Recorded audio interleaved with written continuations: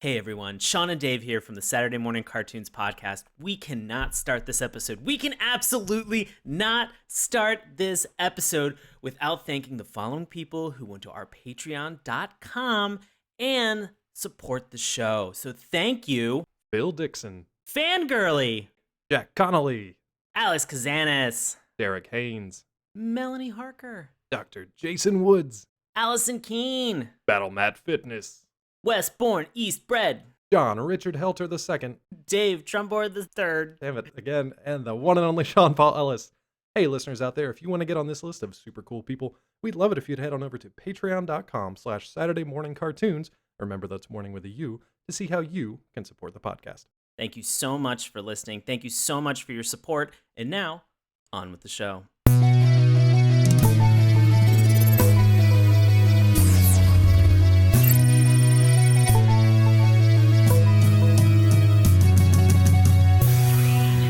Hello and welcome to Saturday Morning Cartoons, the weekly podcast that revisits, reviews, and ridicules some of the world's weirdest animated series. Coming to you from the virtual world of Lyoko, I'm your co-host, Dave Trumbore. Joining me as always, everyone's favorite artificial intelligence, it's Sean Paul Ellis. How's it going there, bud? David. I'm doing well, buddy. How about yourself? Doing good, man. Can't wait to get virtual with you. Oh, Artificial that sounds real bad. Bad? In like a good way, though? Yeah, because you and I grew up, at some point in the 90s when we were like teens, and virtual and like cyber stuff had a whole weird connotation that Yeah, it did. Yeah. Hey, ASL, by the way. Oh, age, sex, location. Yeah, I love that. I love that. Yeah. So creepy.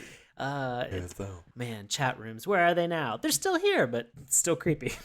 Yeah, still super creepy. They have not gotten any better, to be honest with you, since the heyday of the intranets, which I guess this cartoon tonight owes a lot to the internet in some weird way.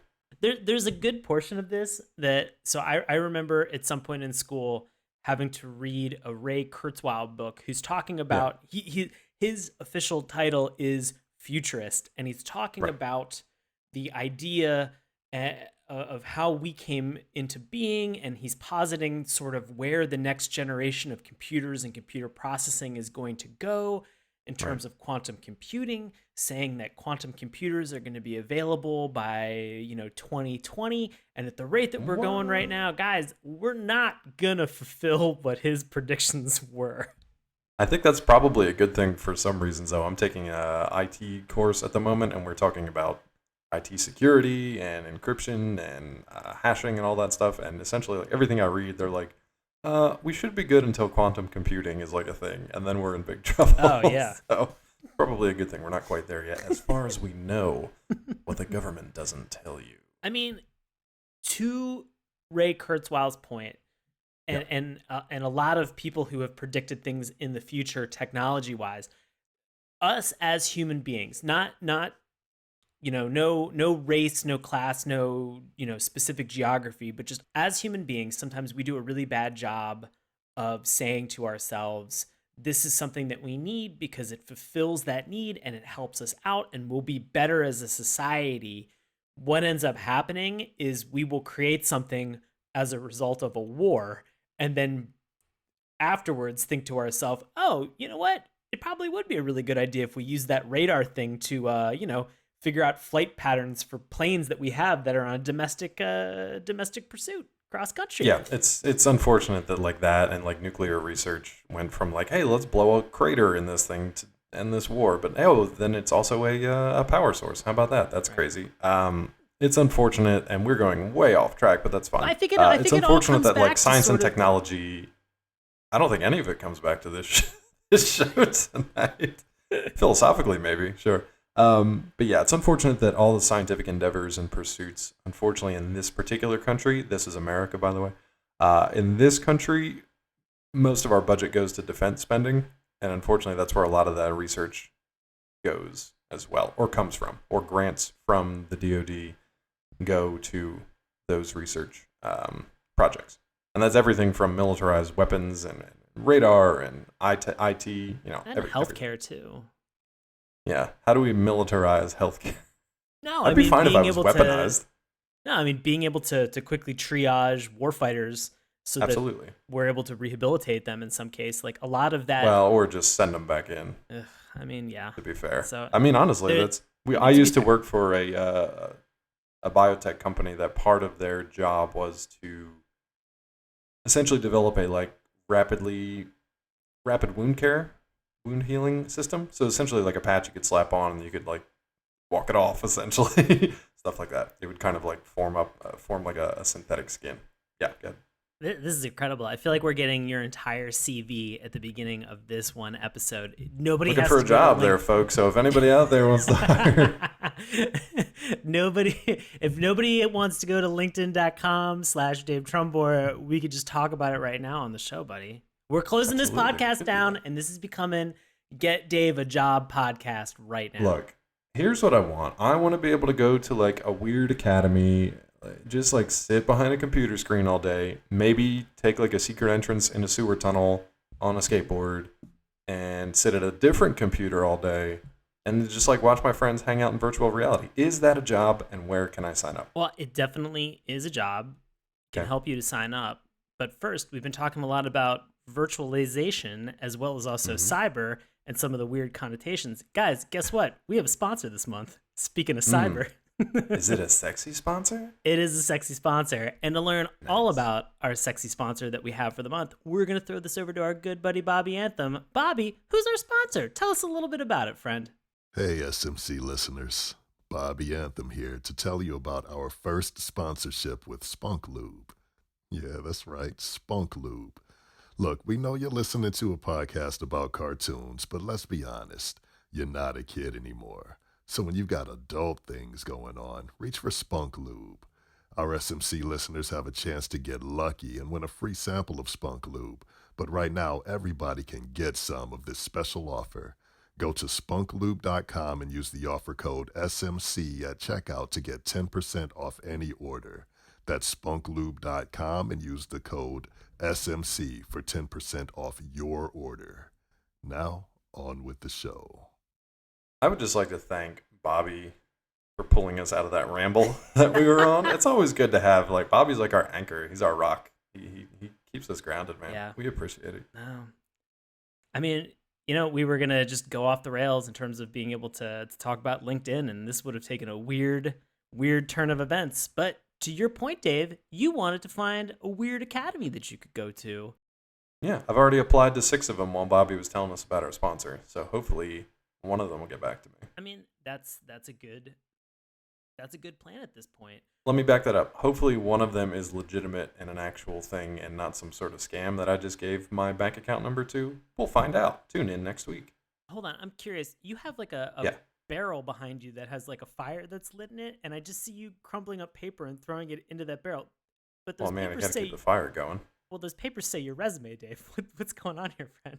I made a lot of copies. Oh, jeez. I don't know what the problem is. Well, hey, guess what? We're Yeah. talking about a cartoon tonight. We are talking about a cartoon tonight, and I put that on the resume. Oh man, we are talking about a show called Code Lyoko. Why are we talking about Code Lyoko? Guess what? It is Listener Appreciation Month, and we are talking about it. We had our friend from Facebook, Andrew McLeod, talk about Code Lyoko. He had recommended this to us, and so hopefully you are listening, Andrew. Hopefully with the a couple cartoons that Andrew has actually recommended to us, Yeah. including Monster by Mistake and the Raccoons. I Andrew, still can't say the no. Raccoons. I can't say The the Raccoons. yeah, raccoons. But we also have Code Lyoko that was on here. He really wanted us to be able to get a chance to watch this, so we're digging into it tonight. I think that's why we maybe thought that this was a French-Canadian production, but as far as we can tell, it is not French-Canadian. Yeah, it is. Well, if you are unfamiliar with the history of Code Lyoko, let's virtualize and download this into your brains right now. Yeah. Lube it right through your ears. Yeah. Is that how it works? That's you know what? That's how the internet works. It's just a series Perfect. of lubed up tubes. Seriously, oh god. Of just pneumatic lubed up tubes, friend. Well, while I get that image out of my brain, please tell me the history of Code Lyoko. Non-stop them just going just back and forth. Oh. I know. So, Code Lyoko, the cartoon for tonight, is a French animated television series created by Thomas Romain and Tanya Palumbo and produced by the Moonscoop Group, which let's be honest, guys. If you're gonna come up with a name for a company, Moonscoop Group is the best. this is so unbelievably French. We can't imagine anything better. Also, the image and the graphic that they use looks like Harvest Moon, if anybody's familiar from it from the SNES. So the series is presented in a 2D hand-drawn animation style, as well as also CGI. Code Lyoko began its first run with 95 episodes, so already we are way past the 65 syndication mark. Oh, so yeah. I don't even know if they have that kind of qualification in France, but let's just... Well, the fact that we have it here makes it real easy to import over here and air on our local networks, though. Exactly. So these 95 episodes, they began in September of 2003 on France's France 3 network and ended its run in November of 2007. It aired in the United States for the first time on Cartoon Network in 2004, which is where I had watched this show originally. Yeah, same. And that's actually pretty good to be fairly concurrent running with this. Only a year behind or so. The show later spawned a live-action CGI series, Code Lyoko Evolution, which began at the end of 2012, and a fifth season of 26 episodes premiering December of 2012. Now, for me, I remember the Code Lyoko where it was the traditional animation and then the sort of action-y in-game sequences were the CG 3D. I don't remember ever seeing a live-action CG blend like the new reboot. You think they would have learned from Code Lyoko? I think I could be wrong, but I think a lot of fans weren't super happy with the idea to go live action, and they appreciated, because of the fervor that came from the fans, they wanted to go back to the original kind of style, the two different animation blends with no live action. So, what do you remember though? You said you watched it on Cartoon Network. So, what do you remember about it before we dug into tonight's episodes? My initial memories of this were sort of the hand drawn and then jumping into a CGI, but in the CGI world, I remember there not being like a major difference stylistically, which Right. will be kind of fun and interesting to talk a little bit more tonight. Yeah, I just remember watching this every once in a while as just sort of something that was on. I don't think I paid too close attention to the actual story itself. Exactly. Which means I'm going to have tons of questions tonight. Well, we can answer some of those questions with the synopsis, the kind of general overall idea of the story to begin with. Here we go. So Jeremy, an 11-year-old boy attending boarding school at Caddick Academy, discovers a quantum supercomputer, there you go, in an abandoned factory, of course, near his school. Damn All it. these little asides are definitely just me adding in the of courses and whatnot. Upon activating it, he discovers a virtual world called Lyoko with a young girl named Alita trapped inside it. A series of bizarre events begin to occur at Caddick Academy. Caddick? I've said it two different ways now. Caddick Academy. Nailed it. Jeremy learns of Zana, a malevolent artificial intelligence / multi-agent system who also dwells within the supercomputer, as you do. Zana's goal, of course, is to destroy Lyoko and conquer the real world and, all human beings in the process. During the early seasons of this show, Jeremy works to materialize Alita into the real world and stop Zana. Jeremy is aided by his three friends named Ad Della Robbia, Ulrich Stern, and Yumi Ishiyama, as they are virtualized into Lyoko in order to save both worlds from the sinister virtual entity alongside Alita.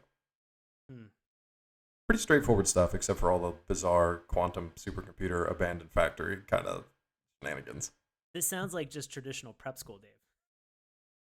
I mean, if it was in Japan, I'd be like, yeah, I wouldn't even bat an eye. Like, that's, or a lash. Like, that's just how it is in Japanese boarding. Maybe I need to go to Japanese boarding schools. Do you think I'm too old, though, to go to, like, Caddick Academy? You know what? If you keep calling it Caddick, I'm pretty sure you're going to get in with flying colors. Perfect. I've already wrote it on all my applications. So that's where we are. I don't remember any of that story before I read the wiki page tonight, before we watched. Even when we watched the episodes, I was like, don't know what's happening. Let's just see how this works out. Yeah. A lot of that is not, let's say this before we get into the episode discussions tonight. This series has a prequel series, but that didn't come out until like 3 years after episodes aired initially. And I think it's not even like a prequel series itself. It's like a special, like a mini series or a one-off episode that explain the discovery of the supercomputer, the first interactions with Alita and Lyoko, and how they learned all this stuff. Because honestly, in season 1 of this thing, they throw you right into it, and you just kind of have to go along for the ride and figure stuff out as you go. One of the criticisms we'll let Bobby talk about in our love it and hate it section has to do with that fact. The fact that, if you come into this thing in the middle of it, you are lost. We'll talk about the difference between the first episode and the last episode and trying to figure out everything that happened in between. But before we do that, gotta start with that theme song. Let's get into it. Yeah. Theme song. This theme song was interesting because it's a hybrid. So we have some dedicated animation, which is it's sort of just like the transitions that we have in between, and sort of a couple just additional like CGI graphics kind of overlaid on top of some of the animation. And some like character still frames without a roll call, which I thought was kind of irritating. So we do get a visual roll call, but nobody's ever named, which again, you're like you're already there. Just put the text on the screen. Which is funny because they do that later in the series itself during the episodes. Yes. We'll talk about those interstitials where they just randomly use like character cards to flip over and just cut to scenes.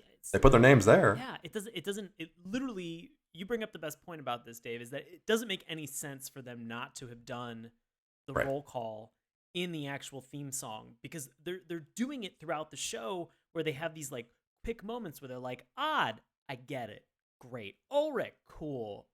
Puffy Yami. Yeah, you're like, what I don't get is why you're doing that in episode 94 when we're assuming that people have watched the previous 93 episode, but they don't do it in the first episode, which drove me crazy. They flipped the card up with the kid in their like CG costume, and they just have Code Lyoko at the bottom. Yeah. I'm like, I know what show I'm watching. Right. And if I've seen it once, I've seen it the second time and the fifth time that you did it, but I still don't know who these kids are. I mean, bold move to dive in and like later in the season and be like, oh my God, I wonder if these characters are memorable at all. I don't know. You've gone 95 fucking episodes with it. It better be. Mm-hmm. I think it's probably more just like an oversight. Just kind of like, we got a lot of characters we never really introduced. We should probably put their names on at some point. But they really don't. They've only got a handful of like 4 characters that are really It's a lot all at once. Sure. It's a lot all at once to begin with. But yeah, 2-3 episodes in, you're probably fine. Yeah, you could really dig into that and sort of, give your audience a little bit more information, especially if at some point, I don't know, if you're trying to merchandise this or sell the appeal or even have a kid be able to talk to another kid who's watching it and say, hey, that one that looked like the cat thing. Yeah, or have 2 grown men on a podcast trying to remember who everybody was. It would be really useful to have some kind of roll call. And we'll get into this in kind of in the next steps when we talk about animation. If you were just a high level describe these people and you just said, yeah, the person with the 2 foot like the 2 foot tall forehead and the real angular jaw, that is everybody in this fucking show. Everybody, they're like Bratz, like animated Bratz dolls, just like 2 years late. Yep. Oh, it's creepy. It's real creepy. They just. Well, let's back it up though and go back to the theme song because I kind of derailed you. Yeah. Theme song. Visually, it's interesting. As I said, it's a hybrid. A bummer that you only get a visual roll call for some reason. I guess somebody found a vocoder or a T-Pain style app, even though it wasn't iPhone ready then at this point. There were no apps at this point. And then during this, as they're saying the word Code Lyoko, and this is Lyoko, Lyoko, it sounds like they are forgetting to mention particular consonants. Because at one point, as Dave and I have been chatting about this, it sounded like they said Code Lo, and then like Code Loco, and then Code for Loco. It got to the point where I was really confused what we were talking about, but they seemed super excited that they had this sort of virtualized, staticky kind of robot voice running through a vocoder that they could be like, I only understand what you're saying because you got it right the first time. Every subsequent time just sound like you got a little bit more drunk, friend. Now, for me, the first time I listened to it, I was like, early 2000s was like a prime time for auto tune experimentation. It's still used heavily today for all kinds of reasons. I didn't like it at first when I first heard it. The style of this is very poppy, very kind of like synthy, and then it transitions into the auto tune kind of vocoder voice style when the visuals actually shift from like a 2D to more of a 3D style. So the second and third time I watched it, I was kind of like, you know what? I'm okay with this. I like the fact that the audio portion of it matches the kind of visual transition that they're doing. Okay. Because they kind of move from like the real world, quote unquote, to a virtual world where everything's like 3D and it's a little roboticized and it's virtualized and all that. So I was like, that's kind of a clever little change. By not doing too much, it's a clever little shift and change to show that there's that divide in this show between the real world and then the world inside a computer game, or a computer system itself, where a lot of stuff takes place. The only thing that I kind of took issue with was that this theme is used a lot in the episodes. It's like you hear it in the beginning, and then it becomes the background music to 90% of the show. And then when it's not the background music, it's just some other weird filler music that is like a really jarring transition. If two people are in two different places and they're talking to each other, one of them will have this song in the background, and the other one will just have like stock music they picked up for free somewhere, and they don't make any distinction between switching between those two styles. That was a little jarring, but for the most part, I thought it was fun. I didn't mind listening to it. Now, the one thing that we haven't actually chatted about for this discussion is the actual lyrics that are being said. Now, I looked up some of the words that they use through here. Now, I don't remember any of them. Now, this actually is like a full song that they had somebody actually record and perform. Oh, really? Yes. Okay. But then they chopped it down to like 45 seconds? Yeah, it's called "The World Without Danger," is Okay. the title theme song for this. And it was originally in French, and then they localized it for an English audience. And when it's like saying, code Lyoko or for Loco, there are like these little like quick snippets or tags that they have that are kind of sung that you cannot make any heads or tails of what's being said at this point. And there's some good quality YouTube clips out there. There's actually like Code Lyoko English official, something like that, which I believe is like an official distributor streaming rights for the entire series. So you can find everything on YouTube. Right. The quality is pretty good, but not so good that everything is super clear. Well, it says, just really quick, it says, Code Lyoko, we will stand alone. Code Lyoko, be there when you call. Code Lyoko, we will stand real tall. Code Lyoko, stronger after all. Nice, I guess. No, not good. It makes it I sound wonder like what there's a the weird French was. I'm not even going to try to No. pronounce any of these things. It just okay. So the lyrics, it kind of gave you a feeling if you didn't particularly listen to the words, but were just kind of like in with the vibe that was going on, and then the visuals. It kind of gave you the feeling of like all these kids were in together for something. What that was, what they were doing, no clue, no effing idea. But yeah, the lyrics themselves are kind of like they don't really mean anything. It sounds one like they're totally isolated. Two, Yeah. it sounds like they're at this quantum computer's beck and call for Yeah. all of this shit that's going on. And then two, it makes the realization of, hey, we're stronger as a group, but they posit in the first line that they're going They're to all stand alone. alone. And so I don't know. It's I think it's lost in translation and not great. sure. Yeah. No, I don't think it's that great. I would barely give this theme song a passing grade. I think it's acceptable as a theme song. Like it does the bare minimum of its job, and I kind of like the auto tune. If I'm being perfectly honest, Wow. it's no Cher, Oh. but it's pretty good. Hmm. Pretty good. Now, because we did this, recently with Neo Yokio. What's a Cher song with audio tune that you really like, Dave? It's literally that first one that she did. What was the name of that one? Believe? Do you believe in life after love? Yeah. Oh. That was like the first auto-tuned song, not for just like fixing vocals. That was the first one to like use it as a hook, use it as a selling point. Okay. Because up until that point, auto-tuning had been used to smooth some rough vocals and to like connect some notes that maybe the original artist didn't quite hit. or just smooth some areas, but it was used sparingly. It was kind of like this little like fix it function on the audio production boards. But then when she came on and they used that, and they were just like, leave it, that sounds cool. Yeah. Whoever the producer was like, I kind of like that, leave that hook in. And then when they played it on the radio, everybody was like, the fuck is this? And now it's everywhere. You can't get rid of it. It's like a virus. So Hey, speaking of rough, let's talk viruses. about animation. The style is definitely a choice. The character design and the style that they went with here is definitely a choice. As far as the animation itself goes and the switch to like the 3D animation, I didn't mind it as much. It just wasn't like visually, it just wasn't really my style. These kids are all very like skinny bodies with big radish heads, and they all kind of look the same with just like a little bit of variation. Like one has dark hair, one has blonde hair, one's a girl, and another one has like glasses. You know what I mean? Like they don't really do that much to differentiate them. Their personalities are they differentiate a little bit. And it's honestly, other than that, it's just the height. You can tell somebody's age based on their height. Yeah. That's about it.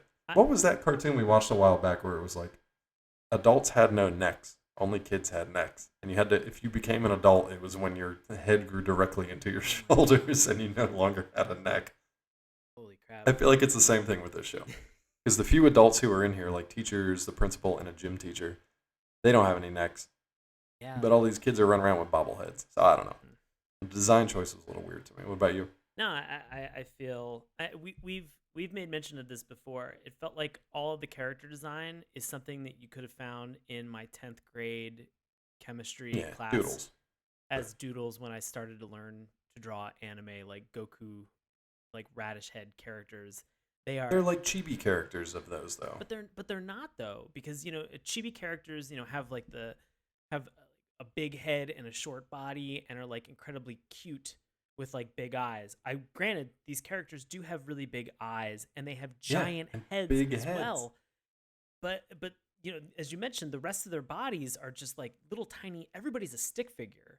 Every single character is like this skinny beanpole that's at this college. I mean, kudos to them. It seems like everybody's getting a lot of physical exercise and they're also eating well. So I mean that's except for Jeremy, who's just sitting in front of his computer like 24/7. But even his character, Jeremy's character, is like dude is just as skinny and has the same body proportions as everybody else, and he's not doing. No, they're built all the same. Yeah, they're built all the same. They look like, so the chibi character is typically like 2 heads tall usually. Yeah. So their head is 1 head and their body is the length of that head. These guys look like adolescent chibis, which are not quite as cute. They're like maybe 3 or 2.5 heads tall. I'd say 3 radishes tall. 3 radishes tall. They're like 3 apples tall, like a Smurf. They're kind of weird looking. Like if you like it, cool. And honestly, when they transition into 3D, it's not much different. Yeah, and I think that's my biggest qualm that I have with this show is that I don't mind the 2D drawn animation. I think it's fine. I'm okay with it. It's nothing revolutionary or groundbreaking. I will say that there's a lot of jank every once in a while. And don't even get me started when they try to skateboard. In the 3D or in the 2D? In the 2D. When they try to skateboard or razor scooter in the 2D, it is nothing but jank. It is crazy that they can't get somebody like kick flipping off the ground to grind a rail without having like certain keyframe animations just be like, nope, we're just not going to do that. Or they're we're going to stop on one for an extended period of time. But like Rocket Power was around by this point, right? They could have just brought those guys over and just been like, "Hey, just show us your keyframes and we'll go from there." It seemed like for wanting to relate to a younger audience and be cool and hip with what they were doing. Now watching it as an adult, you can see that there are just a lot of tiny little jank imperfections, which honestly, it didn't take me out of the cartoon. I was fine. It didn't bother me. I think it's just funny to kind of note. What did kind of throw me off a little bit is that, as we've mentioned, they are virtualizing themselves into a quantum supercomputer. Right. And there is literally no change to their character design at all. Now, you think to yourself, in this moment, we've seen Reboot and we've seen Bob and Enzo and all of these characters when they go in and they reboot, they they have a costume change, something that's indicative of the environment of the game that they're playing, and that plays into the story, and it's fun. You kind of Right. see what they're doing. For this, I don't really understand the rhyme or the reason why they have the certain powers that they do when they virtualize. Not to mention that you think like Ready Player One, which has been recently Exactly. out, you have a cool persona. You think any game that you spend time building an avatar and creating your character and getting ready for something, Jeremy, who must have programmed this, must not be a great programmer because he didn't put a lot of time or energy into creating a character or an avatar for these specific characters to use that they can actually be effective in their battle that they're having on this virtual plane. Now, I'm going to counterpoint myself and play devil's advocate right now. Well, let me and throw say- one in there for you in case it's the same thing. Okay. And then you hold on to yours. For me, I always go back to the practical considerations of like the tech at the time, the budget that they had. It's a hell of a lot cheaper to make 4 or 5 avatars than just like every time we're in, we can be something different, or every time we're in, we can have an upgrade. So I honestly think they probably were just like, we're pushing it as it is, with just like keeping these kids somewhat similar by moving them in here. Yeah. I actually think that what they could have done was just given them a standard, new virtualized persona to be in Code Lyoko, in that virtual plane, that they could have been repetitively, so that like Ulrich turns into some ninja assassin. And even then they could have put, sort of like a shroud or like a piece of material over his face, so they could have minimized the actual production value that they had to Right. spend animating his lips. Right. In this case, I think they didn't go the practical route. I think what they did was they said, we're not giving you any frame of reference or a lot of context as to what these kids are doing. So if we just keep Yeah. the character design the same, you're going to be able to differentiate one radish head from another radish head from the other radish head to a virtualized girl radish head that then we're going to try to pull into the actual real world and fuck. Yeah. And that's what Jeremy's doing, right? More or less. He's trying to... Yeah, it was basically, what was it? Not Mad Science. What the hell's the name Weird of that? science. Weird Science. Yeah, basically Weird Yeah, Science. he's trying to weird science the shit out of Lita. Ooh, not literally. I hope that's a hell of a first thing to try. What was interesting, though, in the character designs in the 3D world, like, why was Odd like a little cat character? Again, he's a cat character. He's like a cat He's ninja. a cat character, but on his chest, he has like a dog that looks like it's peeing or pooping onto something. I don't know.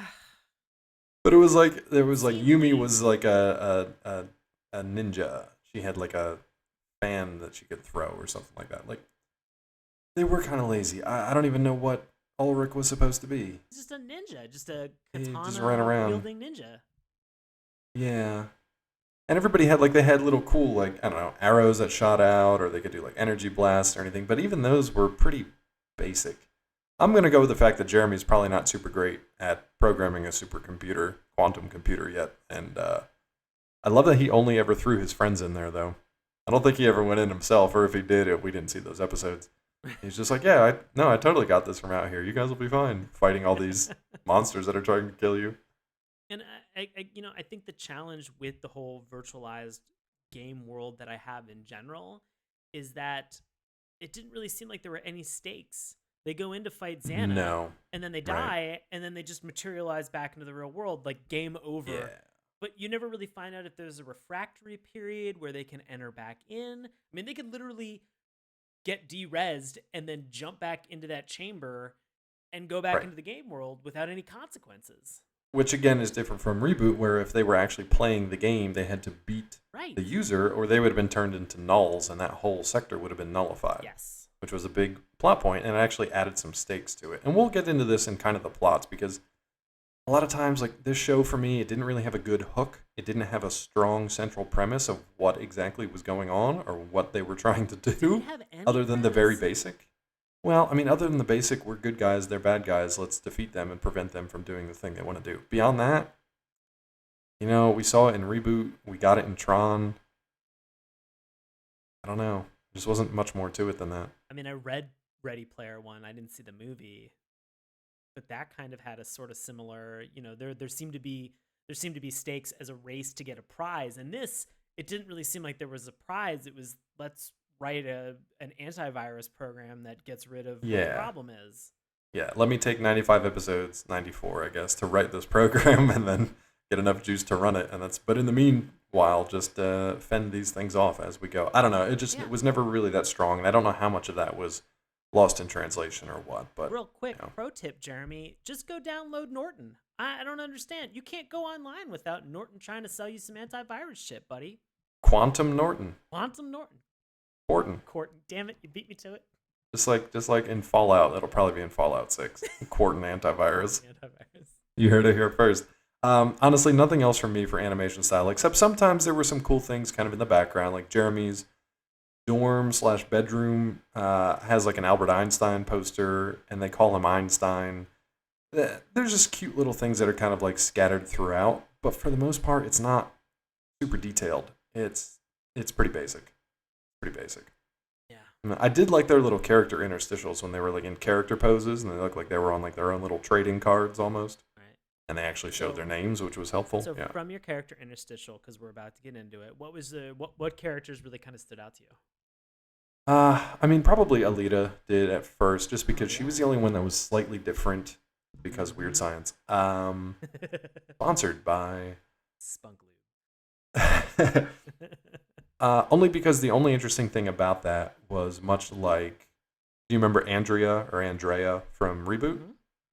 She was like an AI. I thought she was going to be like an AI character, not just a person who was trapped inside the computer. I thought she was going to be like a sprite, like an avatar, like an embodiment of this computer. What's so weird is that the new reboot and this are like becoming more similar in my mind now, because they did the same thing on the reboot. There was an avatar that like ran the reboot program in this new series, and then because they ran out of money, I guess, to like animate her CG character all the time, they just pulled her into real life and used a live action person to Jesus Christ. play this AI character. Yeah. Is it weird that Reboot was first, and then it feels like Right. Code Lyoko borrowed some Everything. crappy pieces, and then with Yes. the reboot of Reboot, it reached back to Code Lyoko and was like, what didn't really work and was lazy? Let's pull it into Let's this do live that. action. Yeah. Oh, not good, guys. Not good, friends. Yeah. But honestly, that's the only reason Alita kind of stood out, was because there was something different about her. She was trapped in a computer. That was it. I did kind of like Odd's design, only because he was like a weird dog poop and cat fighter. Just like, all right, that's weird. You got a weird thing going on. Let's see what you're up to. But everybody else was nondescript. I couldn't separate them out. How about you? Yeah. I mean, we find out that there's another character later that it gets to be virtualized in the world named William. Yeah. Lo and behold, he's pretty much identical to Ulrich in terms of what he has. He's got a giant fucking sword, and that's it. They even dress like similarly. Like there were a couple times where they'd show up in 2D, and I was just like, wait, which one? Who is this now? Who are we talking to? I really Perhaps again, like it was because it was based on height. It was if Yes, somebody was and slightly hairstyle. taller than the other person, yeah, and had a more emo looking, yes, 10 finger forehead. and like a fake 9 Inch Nails shirt. The other thing, the real like detriment for the show is that I never get a good sense of what Xana is. Like again on Reboot, I hate to keep going back to it, but on Reboot, you know Megabyte, you know Hexadecimal, you know Hack and Slash, you know pretty much everybody who is a villain. They're very Megabyte. obvious. Yeah, Right. Xana, I have no clue. Like at one point, we see kind of this like weird genie smoke creature come out of a person with an X on their chest, and I'm like, I guess that's the thing. Or not an X. They have these weird little like target symbols. Which, okay, villains, listen up here, guys. If you're designing henchmen or creatures, pro tip for you: much like the Putty Patrol, please don't put their weakness behind like a target that you can just punch and they get immediately destroyed. Pulling out the whole Saban Levy argument right Yes. now? All right. Yeah, the Shuki Levy. Putty Patrol, we have this cleverly designed circle that you just punch and they explode into pieces of putty and clay. Much like that, in Code Lyoko, there's these little creatures that have little target symbols on them, and all you gotta do is punch them or stab them or shoot them in those things, and they just disintegrate. Stop it. Even the guy at the end, even Xana at the end, had that. It's like, why would you do that to yourself? He had a giant target. You just all Yeah, you had to do was literally. hit it. That was it. All you gotta do is hit it. right there. Target practice. But again, like, you don't get a good sense of what Xana is. You learn over the course of time that it was a program that was initially created by Alita's father, programmer, who used to work for like a military contractor, and he was trying to undo the work that he did for a military program by creating Xana. But then Xana kind of went rogue, trapped him and his daughter in the system, and now is trying to take over the world. So this guy, real shitty programmer, by the way, because he done fucked up twice. And by the end of this series, doesn't super redeem himself. Spoiler alert. But I don't even get a good sense of him other than like a glowing crystal ball. Yeah. There's just, I don't know, man. There's just not enough here in this show to give me like a good foundation to pull from. Everybody's like half-baked. The plot is kind of like an afterthought. Go ahead. This show does a great job of simultaneously feeling like they're giving things too much space that's unnecessary, and not sometimes literally, right, and not enough space to the things that actually matter in this show. And so, I guess case in point for the final episode, I think if you go back and you were to time it, the things that actually matter take up a fourth of that episode, and it happens at such a high velocity, and it has such high stakes. And then it just ends. But you're not privy to what those stakes are. So to you as a viewer, it doesn't matter. You don't care. Right.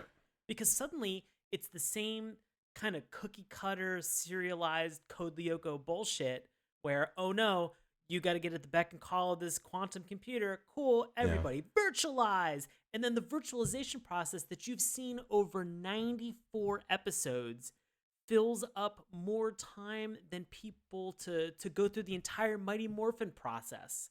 It's bonkers. And at one point, I kid you not, they do all the guys. They do the two dudes who are getting virtualized. And then Jeremy's like, okay, next up, the girls, virtualize. And it's the same bullshit with them. Same animation. Yeah. I think it's because he writes a code for like multiple, I don't know what the bullshit was, but it doesn't matter. They only had 2 scanners, 2 3D printers they could use at a time, I guess, to get people in there. Dudes first. That, again, practically it's like an animation, like a time-saving, a money-saving thing. I'm okay with that because we've seen cartoons do that before. I'm okay with that if everything else is solid. If you've got a strong story with strong characters, I will forgive reusing animation like that. It's like a Ben 10 thing. Every time he turns into a different alien character, whatever, they'll reuse an animation. Or literally any, Power Rangers is a great example. Yeah. And we're kind of alone in this. There's a ton of people out there who love Code Lyoko, and they love the character relationships, and they love the kind of drama between the friends and the things they've built along the way. And we're not going to be able to do that in one episode or give that, do that justice. But for the things that we watch, man, I mean, the weaknesses are pretty apparent. Are there any other characters who stood out to you for one reason or another? There was one, good or bad. There was one other character that was it Sissy? It was Sissy. It was 100% Sissy. Had to be Sissy. It had to be. She's the only one that has like actual character to her because she's a bitch, the one that but actually she has character. Actual shit going on. Right. She actually has a deal. Sissy is the daughter of the principal at Caddick Academy. Yeah. And she's very prim, very proper. She's got a real attitude for a tween, and she wants to let everybody know about it. And I don't know. It's just, she actually has a deal. She actually has a want. She's interested in Ulrich, the character that's there. She's interested in potentially dating him, and so she's a little bit frustrated at the fact that in this first episode we find out that Ulrich is actually going with Yumi to the dance that they have. You want to just dive into this one? Sounds like a good time to dive right in. And so, can I give kind of like an overall get into plot synopsis of what happens, and then we can hit kind of the weird points or ask questions? No, get into it before I talk about the fact that this is basically just an aggregation of reboot, bad pepper and drama, and art from a childhood chemistry notebook. And like some creepy voyeuristic stuff too. Oh yeah, there is. So we're talking Teddy Godzilla, right? Yeah, Teddy Godzilla. So Teddy Godzilla, first episode of this show ever to introduce you to it. Here's essentially what happens, so stick with me, it's pretty short. When Ulrich initially rejects a younger student who asks him to go to the prom, Xana infects her teddy bear brings it to life, also stalks Sissy in a super creepy way, makes it grow to a giant size, and sends it to terrorize the town. He makes the teddy Meanwhile, bear grow. the teddy bear grow, not Got Sissy. it. Giant teddy bear, Teddy Godzilla. Alita and Odd are able to find the infected tower. They do this by traveling into the games, the virtual system itself, and looking for kind of like a virus-stricken tower that's not acting right. They can find this in Lyoko, and they neutralize it, which somehow resets time. We're still not 100% sure how that works or why. But once they reset time, Ulrich then agrees to go to the dance with the younger girl, who asks him, apparently resetting everything and not causing a giant teddy bear to run amok. I have a lot of questions. I have too many questions. Too many questions for this because we're shutting down this podcast and we're turning this into a Code Lyoko time travel podcast. Son of a bitch. Yep. You gotta run these things by me first. Nope. Nope, I did in another time. Before we get into creepy stuff, what is the moral of this story exactly? Is it that you should just agree to do whatever people ask you to do so that nobody feels bad? Like, what are they trying to say here? Yeah, no, there is no moral because with the hard reset that they have at the very end of this, right? Again, this is a show with no consequences and virtually, and I don't say that. I don't say that lightly. There are virtually absolutely no stakes or consequences to any of the actions that these people go through. It's like, yeah, if you fuck up in the virtual world and get stepped on by a colossal monster, you're fine. You just pop back out of the Easy Bake Oven, go back in a little bit. If you fuck up in the real world... The human fax machine. Yeah, the human fax machine, like from The Fly. If you fuck up in the real world, they just reset time, somehow. I still don't know how that works. I still don't get it. I gotta tell you what, though, I love that underground bunker base. It made me, like, when he popped that... later on, when he pops that lid off the one out in the park and climbs down that silo to get into their underground bunker, I was like, I want to make one of these. This is pretty sweet. Yeah, I mean, the whole build up to getting to the base where the quantum computer is very... They call it the factory, I think. Factory, right? Thank you. So because it's the abandoned factory, yeah. The abandoned factory right next to Caddick Academy, you know. That no one's ever going to look at. It's the fancy boarding school that's in that industrial neighborhood next to abandoned factories and woodworkers. The whole process of getting down into the base is very Batman-esque. Yes. So yeah, it's a cool sequence, and they do use that a few times. You know, that's reused, but I like it. Or even I'll say like Voltron-esque, where you're holding on to like the glider and it's spiraling down, and then you drop into a slide, and then the slide spits you out into like a volcano, and then the volcano shuttle takes you to the lion, and you're like, I got the red lion. It sounds like he's making all this up, but that's literally like what happens. That's actually how you have to go through like the core of the earth. Yeah. But with this, it's interesting because they what was it? They like pop open a manhole cover. They go down in. They had like two different ways to get to it. One was like the manhole cover in the park that they could climb down ladders. Another one was like a weird way through like the school, and before it's gentrified and turned into condos, they would go through the factory and try to go through like a back door that like occasionally would just not open, or like one time would not open for whatever reason. Yeah, they made that plot. But I like plot that. Device really known the thing preventing them from getting into the factory. After 94 episodes. Well, they go through like a sewer at one point, right? And then on a skateboard or a razor scooter. Exactly. They very 90s because they were like we saw the Ninja Turtles do it, so we're gonna do the same thing. Right. Yeah. So they 90s style mode of transportation through a sewer, and then they get into this factory where then they climb up a set of stairs, and then they're at the top of this building, and they take like a wire and they swing down, and then there's an elevator, and they hit the down button, which is the only button that seems to be on the elevator, which is confusing because then how do you get back up? But they hit this button, and it brings them all the way down into where this massive control center was, which makes me think to myself, what the fuck is the security that this factory had in that just random kids can wander into a fucking quantum supercomputing lab? We got to watch the prequels. Yeah, I don't think so. Like, I'm just gonna. No, I think we're gonna pass on that. Whatever their BS justification is going to be, it's never gonna satisfy me, Dave. What's funny though is like that's not the creepy part. That's just like the lazy part that we don't understand. The creepy part. When this little girl kind of gets embarrassed, I say little, she's probably like 9 or 10, I guess. I don't understand how the age ranges work at this school. It's weird. I don't know why they're going to prom at 11 years old, but whatever. when the younger girl is embarrassed by the older girl, she gets super embarrassed. She yells at her friend. She just like runs away, and her teddy bear somehow gets infected by Xana. Well, she leaves it in I still don't peanuts. understand how Xana works. She can like, or it can like infect anything and everything, whether it's organic, whether it's connected to the internet, whether it's a human, like anything goes. So she infects a teddy bear, but before she makes it giant, she makes it into like a creepy perv stalking stealth bear, and goes to Yeah, keep an eye on Sissy the for some creeps on reason. Sissy, and it makes for an uncomfortable minute worth of animation where you have this tween Yeah. girl getting ready for a party, and it's just not good. No, it was very bad. It was like the predator was stalking her while she's like literally undressing, getting ready for bed, getting ready to take a shower or whatever, and then just kind of like creeping around the room. It was just like unnecessary. And then later on, when we got to the final episode, there's a sequence where you watch the camera just kind of follow Alita, who's now in the real world, just like go take a shower. No dialogue, just like let's just go see her take a shower. I was just like, all right, this isn't Japanese animation, but some still I mean, in the pretty first etching here, episode, yeah. there's an entire portion where Yumi goes home to take a bath to get ready for the prom, and they follow her, and you see her take a bath.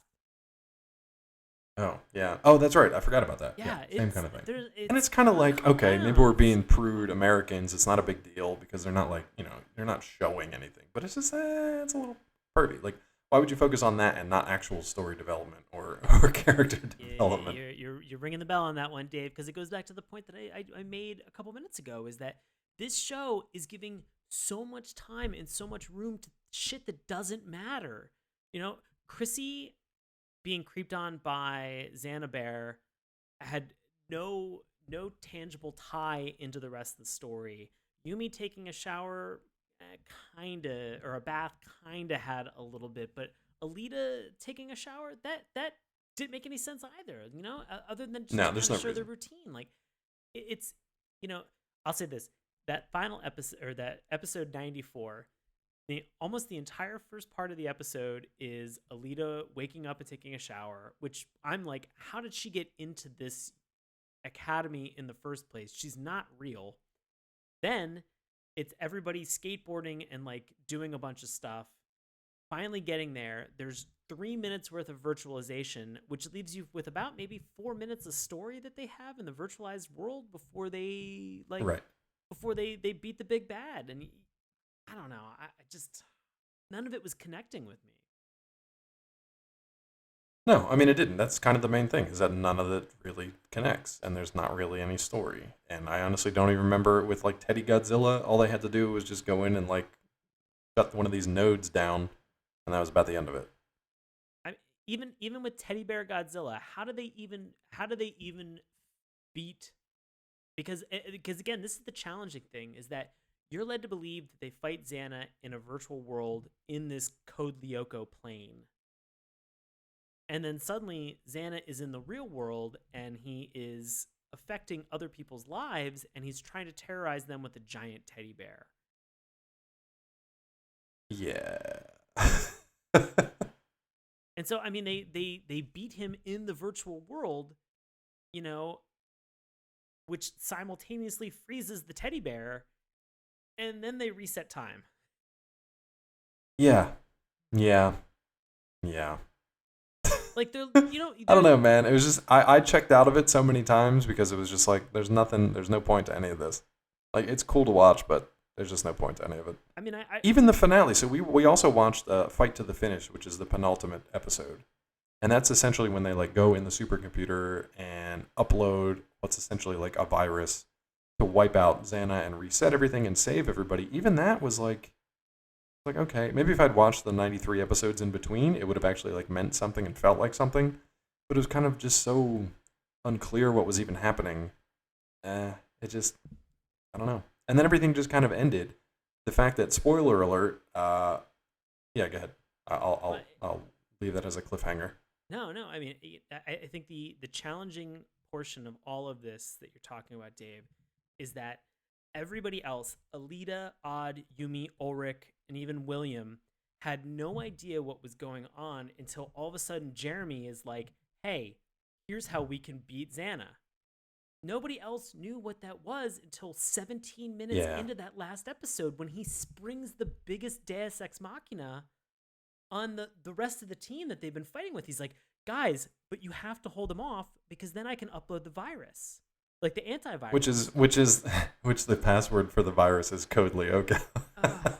It was like, if my ass was waiting 94 episodes just to get to that punchline, like, ugh. But that's the code that Alita enters into every like one of those towers that they secure. She goes Right. in, she puts her handprint on it, and then it comes up and she types the password. They're like, code, and she's like, Lyoko, enter, and then that's it. I don't know, man. Maybe come up with some type of automation tool that just plugs in a password for you every once in a while. Like, that seems like a pretty easy fix. That's probably a better. Well, I mean, again, he's an 11-year-old kid. He's wasted the last 2 years of his life dicking around, sending his friends into mortal peril. So That has Totally no okay. consequence, whether or not there's no actual mortal peril. He's just Here's the faxing only- them away. here's the only kind of consequence that they had at the end was Alita's father, who at this point was just like a floating ball of light. Sacrifices himself, kind of gives them enough power to like run this program, which I don't think that's how things work, and then dives into like a virtual sea and just disappears. It was like Ghost Rider if he like sacrificed himself at the end of this thing and just like peaced out, but was also somebody's dad. You know what I mean? Like, it's such a weird ending. So everybody's super sad at the end of this episode, but by the end of the full series, or at least the original 95 episodes, they just kind of close up shop. They're like, hey, so we're shutting down the supercomputer, and they're all like, yep. And then they're like, all right, cool. And then the gym teacher catches him in the woods, and he's like, make sure to beat kids a little longer, because I'm an adult and I hate it. They're like, you're an adult? He's like, I don't want to talk about it. And that's the end of the series. Like, that's it. Roll credits. It's just, I don't know, man. It's just like, it's a cool idea. It was just half-baked to me, overall. It was abrupt. It was abrupt, Kinda my and sum I up. didn't feel any weight. Deep sigh. Ah, this show. Well, hey, before we get into our final thoughts and recommendations on this, hey, you listening. Yeah, that's right. You listening right now. Turns out you have some thoughts, and you share them online. And we want to turn this over to our longtime listener and buddy, Bobby Anthem, for a little segment that we like to call Love It or Hate It. Bobby, take it away. Our Love It this week was written by Grokbuster on October 1st, 2004. The post is titled Shakespeare in a Video Game, and it says, Code Lyoko is an action-adventure show that goes further than action and adventure. It goes beyond a group of good guys fighting attacks from bad guys. The good guys are complex, flawed characters who have feelings beyond, yo, Joe, let's get 'em. The minor bad guys have their own feelings and complexities, and can be sympathized with at times. Although they are usually real little horrors who usually get their comeuppance at the hands of the good guys. There's one true bad guy without virtues and one good guy without any real vices, but that's excusable since neither of them is human. The dialogue is hilarious. The verbal battles between Odd and Sissy are sophisticated to an almost Shakespearean degree. Sissy's monologues are the only soliloquies I have ever seen and heard in a cartoon show. There are an amazing number of goofs in the show, and a lot of stock scenes are reused, but this does not really detract from the enjoyment of the show. All-out action fans will hate this show because it's not all-out action. What it is, however, is a refreshing change and hopefully a pointer for the future. And our Hate It was written by EJ, Thestral1, on December 14th, 2005, in a post titled, Meh. EJ said, well, it's nice to see animation from somewhere other than America or Japan, but aside from that, the show is disappointing. The plot is wonderful, but you can't get it unless you watch the show from the beginning. Those coming into the series after it is underway will end up being incredibly confused. as what the characters are doing and why they are doing it is never rehashed. Although that is great as far as avoiding annoying filler material, it also makes it necessary for would-be watchers to research the premise for the show online if they want to understand it. A big turnoff. The animation style gets high marks as far as technique is concerned. It's smooth and the shots are set up well. Unfortunately, it bombs in style. The drawings look like bad attempts at anime. The 3D scenes are nicely rendered, but just look like shots from a well-done video game. Nothing we're not used to seeing. The characters themselves also bomb as far as personality goes. They generally come off as being naive at best and annoyingly wishy-washy at worst, with Aelita topping the list as a pathetic damsel in distress. All in all, the show is an acquired taste, and even then hard to digest. Woo! I did not realize that Shakespeare made a video game. That's a revelation. Something I didn't know. He didn't. It was called Code Lyoko. Code Lyoko. Dave, what is your recommendation for Code Lyoko? You know, I really can't recommend it. I don't think it's bad enough to get the dip, but it's just this is one of the weird ones that I remembered I thought was cooler than it actually was. And then watching it today, I was just kind of like, no, there's just not enough here to really A, to recommend, or B, to invest more time in checking out. Hey, if I'm wrong out there, and if Sean's about to be wrong, listeners, let us know. Because if you have, we even watched the first episode, but also the highest rated episode, by the way. So yeah, we didn't just pick random trash episodes. We picked the best of the best that we could find, and watched those, and honestly found it lacking. So if you disagree, be sure to let us know. But it's a not recommend, but not dip from me. Sean, what about you? I'm going to go with the same thing. I am not going to recommend this. I'm not going to dip this either. This is definitely a show that I remember watching. I remember thinking, this is fine. This is fun. I'm enjoying this.